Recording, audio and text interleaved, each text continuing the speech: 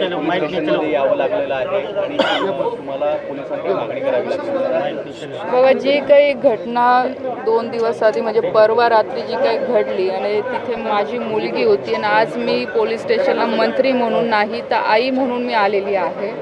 कारण की परवा माझी मुलगी आणि तिच्यासोबतच्या मैत्रिणी जे मुक्ताईनगरला कोथळीला आपल्या मुक्ताबाईची यात्रा असते, दरवर्षी यात्रा असते आणि साहजिक आहे मुली पण यात्रेमध्ये फिरायला जात असतात। तर संध्याकाळी मी गुजरातला होती, तिचा मला फोन आला की मम्मी मला जायचं। तर तिला म्हटलं तू घरचा जो गार्ड आहे त्याला सोबत घेऊन जा आणि सोबत माझा ड्रायव्हर असेल किंवा ऑफिसमध्ये काम करणारे 2-3 मुलं मी तिच्यासोबत पाठवले।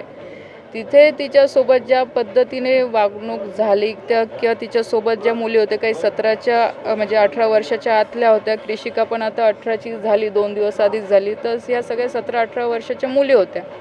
पण तिथे कोणी भोई नावाच्या मुलाने त्या मुली म्हणजे तिथे ते पाळण्यात बसायला गेला तर यांच्या मागे मागे ते फिरू लागले।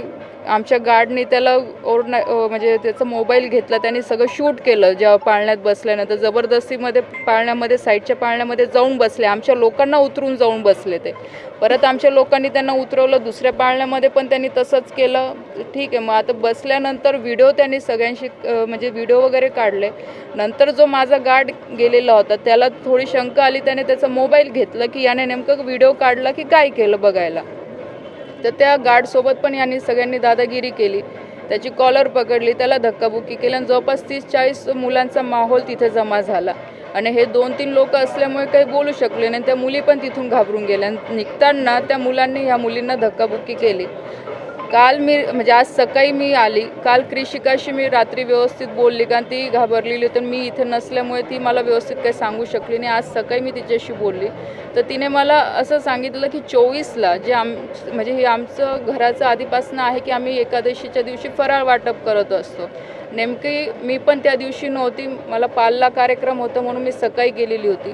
तर ती बोलली की त्या दिवशी म्हणजे मी तिला पाठवलं होतं फराळ वाटपला, तर त्याही दिवशी असाच प्रकार तिथे झाला। म्हणजे ते हेच मुलं तिथे आजूबाजूला तिचे फिरत होते आणि चुकीच्या नजरेने बघत होते, पण तिने लेट गो केलं की जाऊ दे, म्हणजे आता तिला पण एवढं नाही का आलं की काय। पण ह्या सगळ्या गोष्टी कुठे ना कुठे कनेक्ट होत आहे। जर ह्या मुक्ताईनगरमध्ये अशा प्रकारच्या घटना घडत असतील तर हे किती दुर्दैव म्हणावं की आज ह्या लोकांना माहीत होतं की ती माझी मुलगी आहे, तर आज एक म्हणजे मंत्री म्हणून किंवा खासदाराच्या मुलीसोबत जर असं होऊ शकतं तर बाकीच्या मुलींचं तर आपण विचारच करू शकत नाही। ही घटना माहीत पडल्याबरोबर गावातल्या बऱ्याचशा मुली माझ्याकडे आल्या, म्हणजे मला पण थोडं म्हणजे हे वाटलं चुकीचं की आमचं